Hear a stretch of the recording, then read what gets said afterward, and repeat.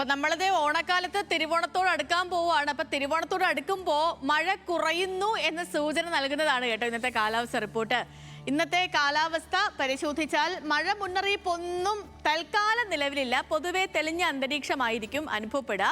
മഴമേഘങ്ങളൊക്കെ മാറി നിൽക്കുന്ന ഒരു സാഹചര്യമായിരിക്കും പൊതുവിൽ ജില്ലകളിൽ അനുഭവപ്പെടുക. നമ്മുടെ കാലാവസ്ഥ മാപ്പ് തന്നെ പരിശോധിച്ചാൽ മൊത്തം പച്ചിച്ച് കിടക്കുന്ന, അതായത് മൊത്തം ഗ്രീൻ കളറിലുള്ള മാപ്പാണ് വന്നേക്കുന്നത്. അപ്പോൾ ഒരിടത്തും മുന്നറിയിപ്പ് അലേർട്ടും കാര്യങ്ങളൊന്നുമില്ല.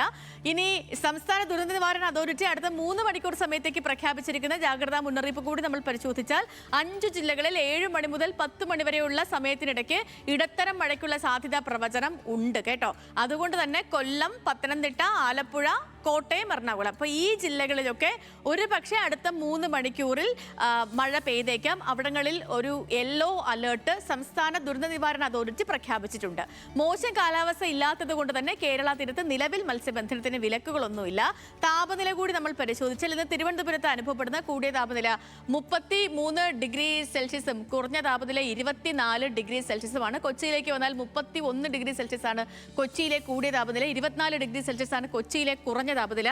കോഴിക്കോട് കൂടിയ താപനിലയായി രേഖപ്പെടുത്തിയിരിക്കുന്നത് 33 ഡിഗ്രി സെൽഷ്യസ് ആണ്. 24 ഡിഗ്രി സെൽഷ്യസ് തന്നെയാണ് കോഴിക്കോട്ടെയും കുറഞ്ഞ താപനില. ഇനി കണ്ണൂരിലേക്ക് വന്നാൽ 32 ഡിഗ്രി സെൽഷ്യസ് ആണ് കണ്ണൂരിലെ കൂടിയ താപനില, 23 ഡിഗ്രി സെൽഷ്യസ് ആണ് കണ്ണൂരിലെ കുറഞ്ഞ താപനിലയായി കാലാവസ്ഥാ കേന്ദ്രം രേഖപ്പെടുത്തിയിരിക്കുന്നത്. അപ്പോൾ പൊതുവെ ഇന്നത്തെ ദിനാന്തരീക്ഷ അവസ്ഥ ഇത്തരത്തിലായിരിക്കും.